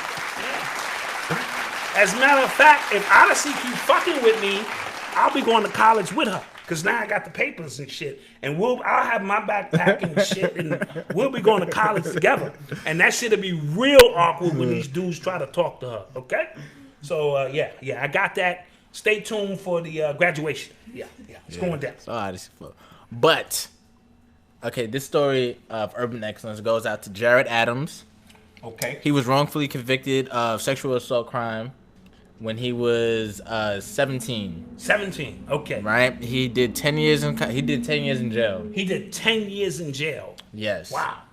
So while he was in jail, he started reading, law books and Supreme Court cases. Okay. And then he got in contact with a lawyer. And then when a lawyer came, the lawyer said, he knew this case inside and out. He knew he knew everything. And then he wound up getting released off of all the charges dropped off of ineffective assistance of counsel. Oh, let's clap that shit up. Black man free. Yes. Beat the case. And the way he got his charges dropped, that was the same kind of cases he had been studying. So when he was reading up on it, he was kind of like, so he was following the protocol and the process. He said that when he had sex with the girl, It was consensual all the way through. He got picked up 3 weeks later, and then he had never been arrested before, right? So he was thinking, all right, this is gonna work itself out and be good. They got he was extradited to Wisconsin. Ooh, right? So where the laws are a little bit different there in Wisconsin. I don't know if he could afford a lawyer. Okay. And then so of course public defenders. We know how public defenders get down. Ouch. I'd rather defend myself. Right. And he said that the public defender was saying to him, like, they don't have anything on you. You'll be fine. He wanted him going to jail for 10 years. So once he got released... Let me ask you, was he having sex with a white woman? I'm not sure. Okay, that sounds... Because if you have sex with a black girl, they go, okay, But a white woman, that's in Wisconsin too. He got extradited in Wisconsin. I'm willing to bet my life. Yeah, he was doing as my mother would call a snow bunny. He was doing a snow bunny, but that's neither here nor there. Right. All right. He didn't rape her. Right. All right. So he got in 07. Right. Got his bachelor's degree, and he went to law school. Oh shit! Clap that. He graduated in 2015. Graduated in 2015. Yes. Okay. And last year he got his first win in the courtroom for getting somebody else off of a sexual assault case. Wow. So now his mission is to take on cases of other people who have been wrongly accused. And you see what I'm saying? So not that he needed to go to jail to understand what his mission was, but the fact that time stilled him and forced him to study. Now he understands the law inside and out, and now he is a vanguard for those who are wrongly accused. I gotta clap that up again. Yeah. Bro, we appreciate you. Brother looks good. You know what I mean? And now he looks like he's ready to fight. You know what I mean? Yeah. So that was dope. That's a dope story. Or, hashtag urban excellence is where we pick ourselves up from our bootstraps. And we never let the system or this kind of stuff defeat us. And in the end, he's the winner. In the end, he's the winner. Facts. So, you are tuned into the sounds of Urban X. That can be you with a $50 Patreon membership. Yes. Right? You can get a chance. It could be, hey, you tuned into Urban X, y'all. It could be whatever you want it to be. You know what I mean? Could be Alejandro. Hey, they didn't fire me here. I thought Malcolm was going to fire me, but he didn't fire me. I'm thankful because me and my family, we love Malcolm. His father, I don't know so much because his father told him to fire me. But hey, this is Urban X. You are tuned in. This is Alejandro. Could be Alejandro. Could be anybody. So, So, this story is definitely not urban excellence. Oh, whoa. So, a grand jury reports that over 1,000 children have been sexually assaulted by priests in Pennsylvania through 6 different dioceses in Pennsylvania. Okay. So, yeah. So you want me to go in? Yeah, I mean, like that was the perfect alley-oop. Yeah, it like, was the perfect alley-oop. But I thought maybe you wanted to kick some stuff. Here's the thing, guys, and I've been preaching this to you guys. These people are weirdos. And I don't think you understand the magnitude of just how weird these people are. Here's the question I want to ask that I didn't pose before. Where the hell are they finding these kids? Where the hell are they finding 1,000 kids who are going along with this shit? Let me tell you, let me add something else to that. I think the parents are in on this shit too. It's impossible for that many kids to be available. And if they say 1,000, it was probably 5,000. All right, they always like to keep the numbers low to try to soften the blow. These white parents, because it ain't no black kids. Only black kids they getting are the ones whose parents who are not around parenting them. Really quick story. My freshman year in high school, it's a rival high school in the Bronx called Cardinal Hayes, right? Yes. And the principal got knocked for having a relationship with one of the students, right? The student wasn't going home. He was actually living in the school. He was taking showers in the school. Ooh. And the principal got caught with one of the students. Okay. So I don't know. I don't think he was black either. No. But I don't think he was white either. Okay, I just got finished saying. No, you have these loose. They do these psychoanalysis on these kids, but most of these kids are white. And remember, a lot of these parents abuse their own children. A lot of these white parents abuse their own children. I'm going to say it again. It's the culture. Y'all missing it. Y'all missing the point. This is not random. This is not a goddamn anomaly. This is a way of life. And because it's a way of life, they offer their kids over to the diocese, you know what I'm saying? The diocese, and allow them. You have, how many reports you got to read before you say, my kid is not going there? Now, I told you the story before when Marcus, your older brother, came home and said, yeah, they want to take us away on a camping trip. I said, nigga, you ain't going nowhere. He looked at me like, what? I said, nigga, you ain't going nowhere. We sent you to the school just because of the graduation rate. I know how they get down. They get you at the little camping trips. We'll let you do a little something different. Drink a little alcohol, get your ass loose, and next thing you know, it's a wrap. Right? So, no, I said, no. Then they tried some slick shit and said, yo, well, they want pictures of the family. You ain't getting no pictures of my family either because I know how the ritual work. You know what I'm saying? Go. So he was pissed until he grew up later and understood that this is the process. So it's going on extremely heavy. Now, that just happened in Philly.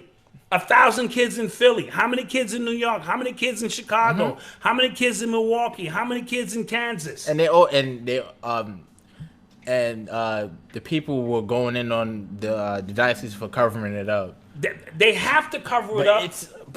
But it's so systemic. It's so weird. And then remember, that shit go all the way up to Hollywood. Listen, family out there, watch your children. I didn't let my kids spend the night at nobody's house. I wouldn't give a fuck if you was family or not, and you could take that personal. My kids ain't spending the night. I'm sorry, because it only takes once. You know what I mean? And I did that because you have to guard your children. And for that many children to be like, here, go. And you look at the damn swim instructor for the Olympics. Oh, right. Like, give me a break. Right, the trainer, give me a break. Right? So this is systemic. This is their culture. Look at their artwork. Look at, you know what I'm saying, study the Greeks, study the Romans. And they're getting tired. I saw something on YouTube where this guy was butt fucking a pig. I don't know, did you see that? No. He was in the pig pen, going in on the pigs. And that's what they do. You know what I'm saying? And y'all sitting around understanding that what's morally incorrect for you is this is how these people get down. I can't continue to preach it enough. Don't send your kids to these, these Catholic churches. Don't send your kids to these goddamn churches. Let's start there. Facts. All right? Facts. And take it any way you want to take it. Facts. You are tuned into the sounds of Urban X. This is one of the stories we didn't get to last week. Okay. So these they're going to be the first male cheerleaders on the NFL sideline. Oh, yeah. On the Rams. So a guy's gonna do one of them big splits, and his ball sack is gonna be in my face. So with my 4K TV, where I'm usually watching the ladies. Now a nigga's ball sack is gonna be staring at me.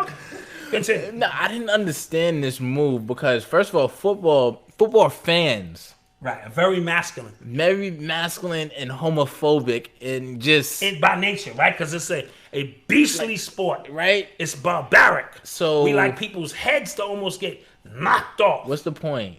And now a nigga gonna be like, hey. First of all, they're First of all, they're already destroying. And if you catch me with my mouth open, like I'm sipping my beer, and then your ball sack, that's just gonna. Can I finish? All right. Okay. Damn. Okay. But I forgot what I was saying now. Yeah. Okay. I'm just saying I don't get the move with this because I think it's gonna do more harm than good. Okay. No. Listen. You guys have accepted all of this. LBGGQWZ, all that shit, right? Mm-hmm. Like this is just the culture we live in now, right? So now it's crossed over into, because these people are always fighting for more and more. They want to break new barriers, right? So these guys, do you know their names? No. And why is she there?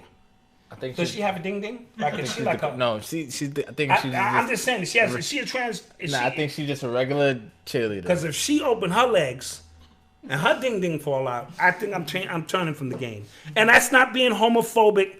I'm just saying. First of all, the way they calling these games now is horrible. Yeah, that's a whole nother. That's a whole nother. Story. But that could be tied into I don't know all of it. Well, listen, you can't give people, and I want to be clear. Whatever rights they have, it's their right to do so. We can't be picky and choosy about when we want to advocate for people's rights. Oh, that's all right. That's what Twitter is. That's Okay, but I'm that's what society is now. But I'm just letting you know they're gonna crucify you. Yeah. If all of a sudden you go, whoa, I ain't have any problems with the gas, but not during my football game. Yeah. You know what I mean? So now, with the way they're tackling, now you can't tackle nobody. Yeah. You gotta go 2-hand touch. You ain't. So 2-hand touch, nigga, ball sack, bing, there's a ball. The pretty girl, oh, you thought that was a girl? No, boop, hush it, pop out. Fuck Kaepernick. This shit is, now, that's when I'm boycotting. I ain't boycotting doing Kaepernick. I'm boycotting because niggas' ball sacks is falling out, the cheerleader cop, you know. And then what about the person at the bottom of the stack? You know, they do the stack shit, and I got to hoist the nigga up. And now, instead of looking at a beautiful, maybe round ass, I'm looking at a nigga with like his shit leaning. That's just gonna be. But you know what's another important point in this? NFL cheerleaders don't get paid. Yeah, they don't get paid. They get paid crumbs. Right, but this is a prestige or something like they, you know. But so and they get treated very bad. So how you think they're about to get treated? By the dudes on the team, the people in the stand, it's gonna be stuff thrown at them. Nope. That's gonna do more harm than good. I'm telling you. Okay. What are they saying in the chat here? And is Black Dot Band is the show banned? Because that might have went too far. We may have to give a press release and say we're banned. So what are they saying out here in the chat? Some good drink in that cup. Yeah, they got you. Yeah. I'm checking out the new Brown Ciroc by P Diddy. Yeah. And it's okay. It's like a poor man's Henny, you know. All right, I don't get this move either. Peanut butter on the stick. Yeah, that shit gonna get crazy. NFL is done. She's a man baby, perhaps. Dookie Love is not normal. Agreed. Dude. I'm just reading out loud Damn. what people are saying. Oh, real quick. So, Joel Santana, I don't know if you remember, he got caught with a gun in the airport. Joel he ran. Santana, he had the gun. He ran. Okay, yeah. In the airport, they found the gun in his bag. He ran. Right. He pleads guilty to gun charge and his faces 20 years in prison. Ouch, for a gun? Like, did he not know the gun was in his That's what he bag? said. Yeah, I don't understand how people get caught with guns in the airport.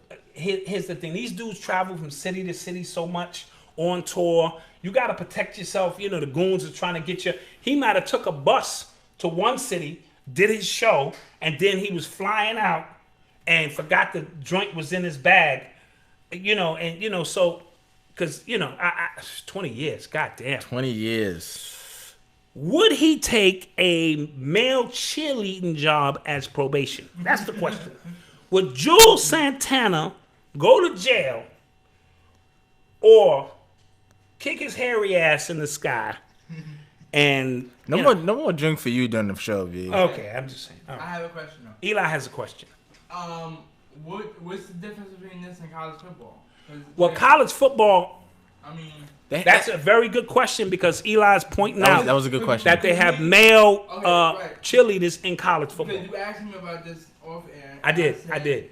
It's no difference because I see college football play teams do. So you're used to having nutsacks in your face. But that's like the pause. That's like the spirit squad. You know what I mean? Like but see, college is a little bit more. That's like the right, and it's usually the guys at the bottom, right? The guys are usually at the bottom, holding up the girls, and just college team spirit. So wouldn't they be doing the same thing in NFL? I don't know. I just was trying to make a funny and say if you got to hoist that nigga up. And under his shorts is a surprise. Shit'll get crazy. All right. So but now I'm gonna twist this shit on y'all because a lot of y'all are very homophobic. Okay. So, and I'm just gonna say this, and I'm not trying to be funny. Malcolm, if you were a male cheerleader, and for the New York Giants, I would come to every game, and I would cheer you on. And I'm just keeping it a buck because you're my son, all right? And I would fight these fuckers in the crowd for calling you a bitch ass for doing this shit. You see what I'm saying? It would be fights every week in the crowd because that's my goddamn son. You know what I mean? Look what Magic Johnson got to go through with EJ. Yeah. Right? Now, and I wrote this in the book, so I'm being funny about it, but I'm being true. There's something about what you stand for, and this is going to make people really nervous. Your butthole going to get tight in the chat room, right? You stand for all of this straight, pride shit, and that's great. And then one of your children decide that I'm not gonna lie, that is my worst fear. They delve into that realm because society now is a little different. No, it's not my worst. What am I supposed to do? Am I supposed to say, I believe in this? Or as a parent, I'm going to stand by my child? I'm telling you now, I'm standing by my child. Y'all can call me all kind of coons. I may not agree with it. I'm not saying you have to agree. It's no different than your daughter. You find out she's a prostitute or a crackhead and you don't agree with the lifestyle. But this is what we're facing as a black community. So it's not as easy as fuck that shit, fuck all the homos, and shit like that. When that shit hit home, or you come home with a white girl. You know what I mean? Dad, I found true love. And I'm like, great, son, bring her in. Holy shit. You done brought home Betty. And you are adamant about your love for Betty. What am I supposed to do? Right. Right? It won't. Hey, girl. Y'all eat collard greens? Because y'all put raisins in your collard greens? Don't worry about it. Everybody in the chat. We don't put raisins in our collard greens. Y'all macaroni and cheese is all soupy? No, we bake ours. We give it a nice bake to make sure. Oh, y'all put mayonnaise on everything? We don't even fucking eat mayonnaise. Like, we don't do that. Okay? All right. No, my fear with having children in general, right? Right. You can raise them right. You know what I'm saying? Your values you can instill. And like, what if they do something stupid, like they murder somebody or something, right? It's just like it's one of those not up things. to you. It's really you do the best job you can do as a parent. Oh man, that's you saw Lawrence Fishburne in what's the movie? Boys in the Hood. Boys in the Hood. When your man got in the car and he was going to seek revenge and he had the marbles in his hand and he was rolling those marbles, what he was saying, that was symbolic of him saying, I've done the best job I can do. Now it's on you to make the right decision. And the way society is structured now, I saw on YouTube, you might have saw it, the 3-year-old bisexual kid. He was 3 years old, and they're pushing him as a bisexual kid. Like, he's already made up his mind at 3. Now, how the fuck is that even possible? What? And but understand the world that we are facing. The hell? Right? So, you know what my stand is? I'm homophobic. I believe you can catch gay. That shit get on your hand. You rub that shit in your eye. And, hey, they're gonna you shut us fucked down. up. So, They're gonna shut us down. It is what it is. But with that being said, I respect your decision to live your life as you see fit, right? You may go and find love, Dookie love, Tootsie Roll love, Betty White love. I don't know. When you go out into the world, you might find all kind of shit. I cannot be held to that. You know what my standards is. Right. You know how I feel. Yeah, I know we're gonna get canceled. I'm trying to get the show canceled. I'm tired of doing this shit. Malcolm is beating me in my underarm pits. He's beating me like in the top of my head where my hair is and on the bottom of my feet. And he's making me do these shows. I don't like none of this shit. This is the Black Dot, and I approve this message. Okay, let's reset. Let's reset. You are tuned into the sounds of Urban X. Okay, let's reset. We might have to cut that out or something. Oh, another week, a black woman, she was punched in the face by an Asian beauty store owner.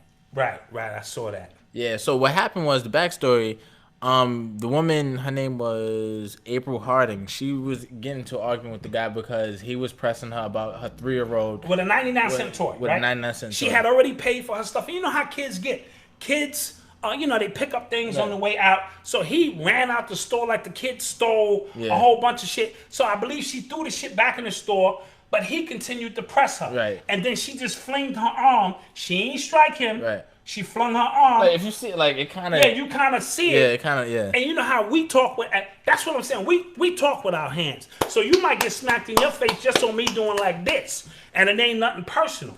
Side note, the way we used to start fights back in the day, like if you didn't want to fight and I didn't want to fight. You had the middleman. The middleman to put his hand out, hit you, and then hit you. And then y'all would fucking tussle like y'all couldn't figure that shit out on your own. Really weird kid shit. That's some really weird kid shit.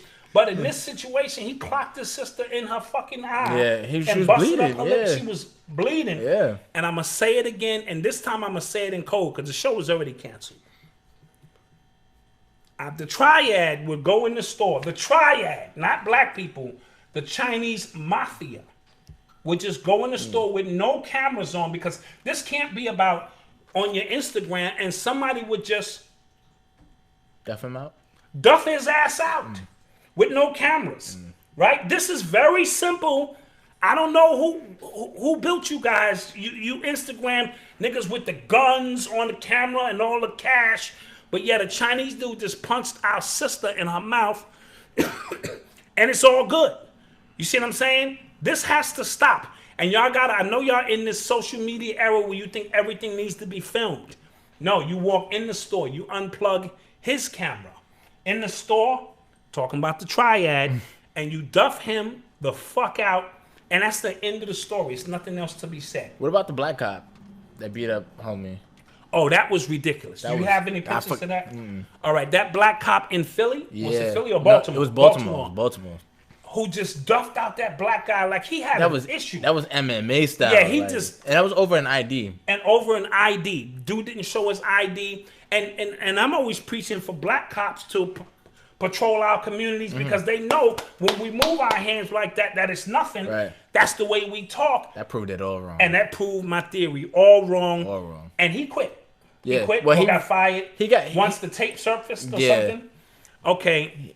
They're still investigating him because I think they're gonna bring him. No, he actually got indicted. He needs to be really indicted quick because he showed a hatred for black people. But look how fast they got him. But when it's a white cop, right? You got to go through all paperwork and desk duty, or he just getting his checks, paid leave or something. Absolutely. You know what I'm saying? They got him early. But that's just a sign to show you like if you could be in that blue wall, but once. You're not white. You know what I'm saying? There's the blue wall and then there's the white wall. Right. Within that blue wall. Within the blue wall. Yeah, right. And we understand how that operates. Yeah. So he deserves to be indicted because that was fucked up. Even his partner was trying to. If you see his partner was like, yo, like, dude, like this shit is crazy. He's like, you wildin'. You wildin'. Yeah. So that was crazy. Any questions from the chat? Let's go to the chat. He resigned. Oh, he resigned? But they brought him up on charges, though. Yeah, he resigned, but the triad gonna get his ass. This video, the black cop resigned, okay. That was crazy. That dude was mad at his wife that day, probably so. William, the young guard Sanders, he probably was mad at his wife. Because remember, George Zimmerman had an argument with his wife that night. Yeah. And then as a result, it resulted in him killing Trayvon. You know what I mean? So he was angry. He was already filled with anger. That was and deep. Then a lot of these police officers are on steroids. You know what I'm saying? They bodybuilders, they're on steroids. And let me just say this. They cannot, to them, you're a bunch of gorillas. That's it. And they're just here patrolling the zoo. They have no feeling, no compassion for you. It's like if a bear ran up on me and I go, yo, bear, chill, man. I got a family, man. You know what I'm saying? I'm just graduating. You know, I just lost my job, man. And the bear's going, huh? And I'm like, you know what I'm saying? You know, we can get high a little bit and me and the bear going over my problems. That's not the way it works. The bear's you just fool to the bear. Yeah. The bear can't process this shit you talking about. You know what I mean? So we keep looking, we keep showing white people and looking for compassion and sympathy, and they going, bro, I can't. I wish I could feel this emotional shit you talking. But you look like a snack. You know what I mean? And I'm ready to eat. You know what I'm saying? Like in Kentucky or Memphis when they shot that young kid in his back this week. Yeah. Right? He was running from the police officer. He was in a stolen car. We deal with transparency. He was in a stolen car and he had a gun on him. Right? However, he took off running. The police officer was running behind him and said, fuck this shit. Got in his position and shot him in his goddamn back. Just that move because to you just a gorilla fucking running away. That's all they see. And so charges have been brought up here and we'll see where this goes. So these people have been raping, torturing, murdering us for 400 years. And we going, yo, man, like they're going to go, you know what, man?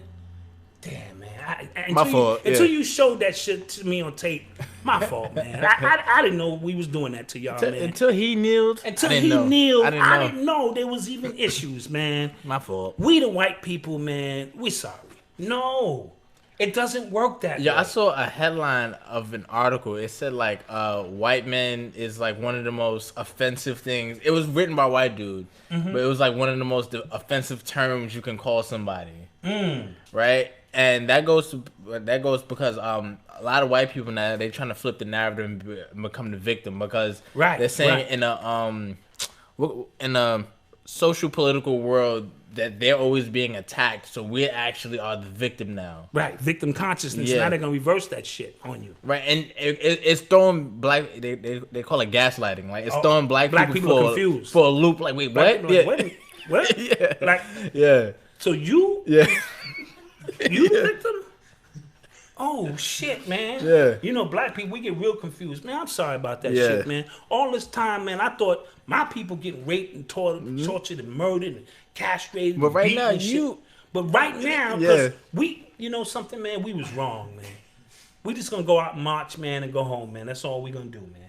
So that's what we dealing with. So there was a woman, she put up a Facebook status or Instagram status that she got denied by a job because of her, and it said in the email her ghetto name.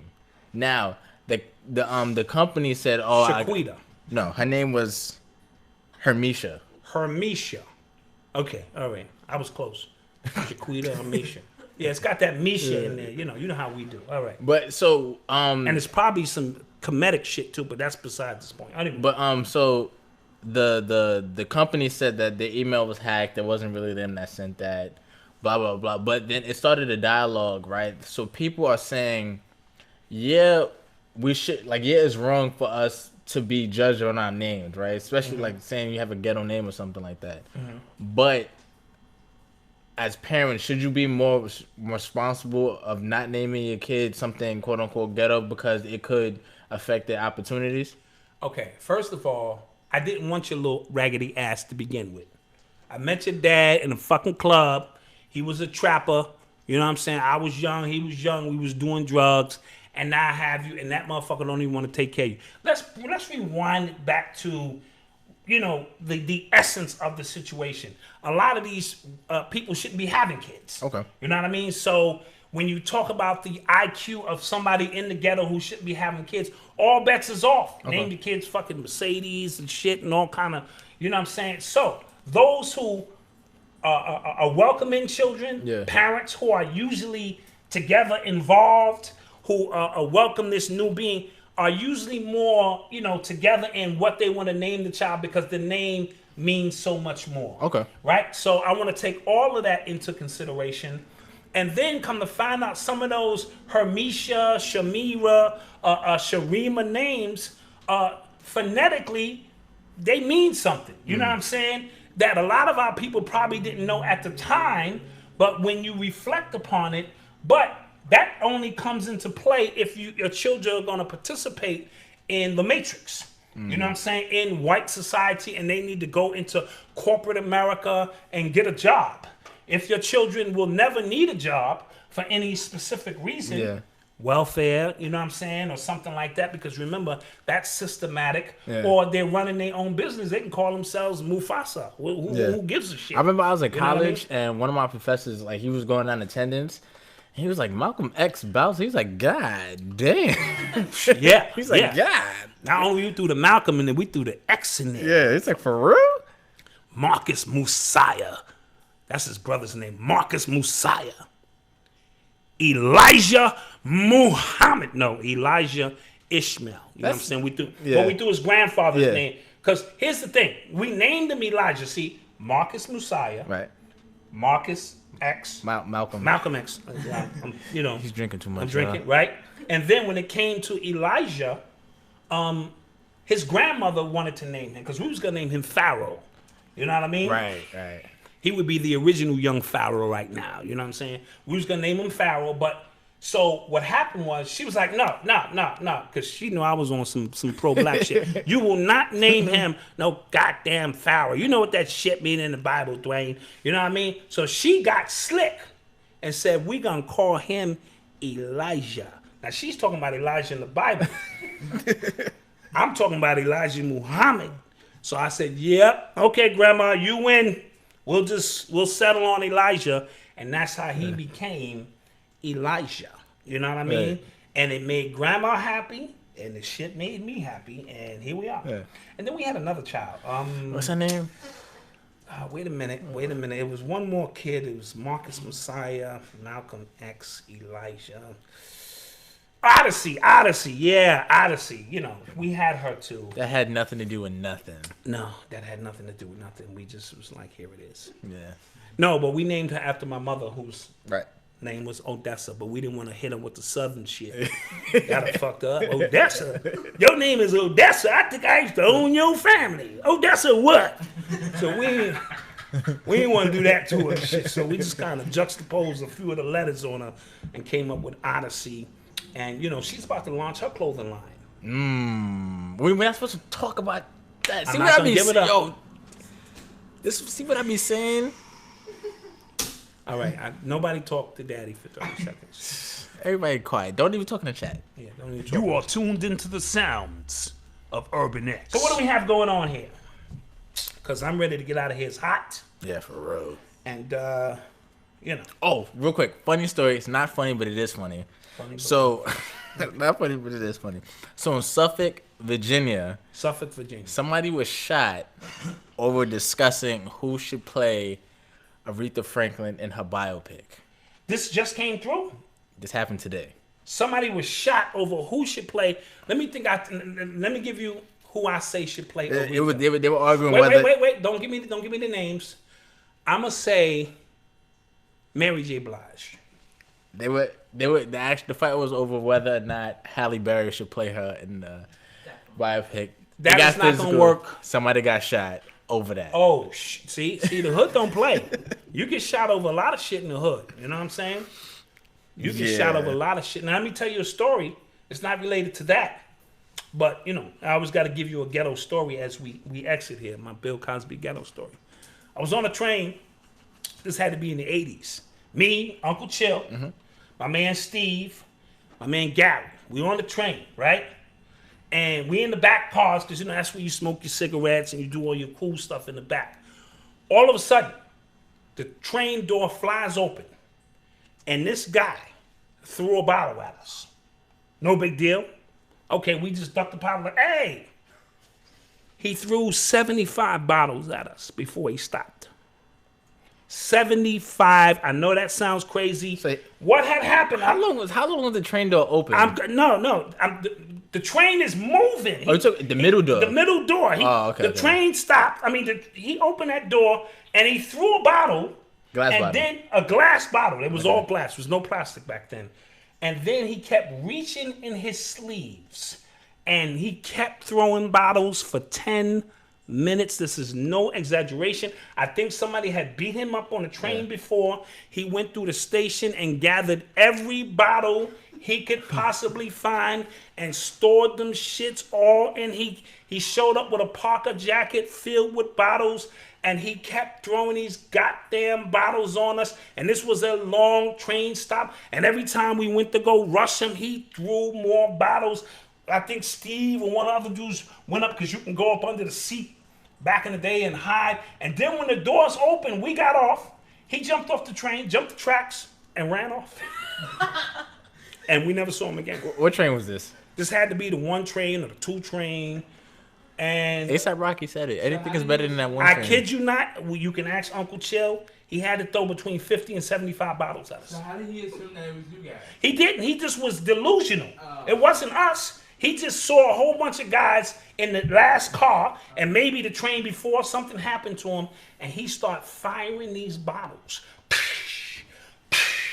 And he never stopped firing them. That's the ghetto story of the.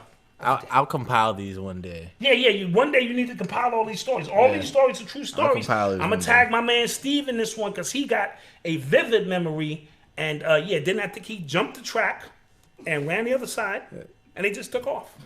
So, do we have any questions in the chat? Spanish guy. It was a Spanish guy. Any questions? Any questions in the chat? My wife is saying something about drinking. Like No, take the drink. Oh, take the drink. I shouldn't be drinking. Yeah, you should not be drinking. Oh, take the drink from me. It's not that serious. This is watered down Ciroc. See, somebody else said it. What? Take that man's cup. Yeah. See? Another story. Listen, this ain't even a story. When I used to get high, I never had to spend money for get high. Like, people would get me high to guarantee that their high was a success. So I never had to buy weed ever as a kid, ever, because I'd go into a zone and it would make the high good. Will you get Tommy Sotomayor on? No. No. We won't be doing that. You get time to summit. What? No, nothing. God, please don't get shut down. Yeah, they're gonna shut us down. No, they not. They're gonna shut us down. Cause we have other great content on this channel. We have book reviews. We have interviews with chefs. We have interviews with authors. Malcolm beats me. Huh? See? Huh? Yeah. You know what I mean? So, what were you saying? You were saying something prior to that. Are we just checking the chat? Yeah, I just want to question. Like, we never get questions. Like support us on the Patreon. The Patreon. Please support that. We got some big things coming, but support what we're doing right now. I've taught 3 classes already, and I think they're really decent classes. Yeah. You know what I'm saying? So I'm gonna no Tommy Sotomayor, no Brother Sanchez, no Alex Jones, no none of that. That's not what we do here. Do you smoke Cool One? Did I used to smoke Cool 100s? No, my mother used to smoke Cools. I used to smoke Newport. Gross. Yeah. I used to do acid dust. When is Lord Jamal coming on? And somebody asked, when is Brother Oba coming back? I believe Brother Oba is still in Cuba. Lord Jamal, I gotta hit him up. You know what I'm saying? His schedule. Either he's doing his show or they're doing the brand Nubian thing. You know what I mean? So, with that being said, so I want to end the show with a little something special tonight. Okay. We love you out there. We appreciate your continued support for what we do. Follow us on Instagram and Twitter, urbanx_NYC. Go to the blog for our written articles, urbanx.nyc, and follow us on Patreon. Yeah. Urban exclusives. All of that good stuff. And we want to end this with Aretha Franklin. We love you. Here we go.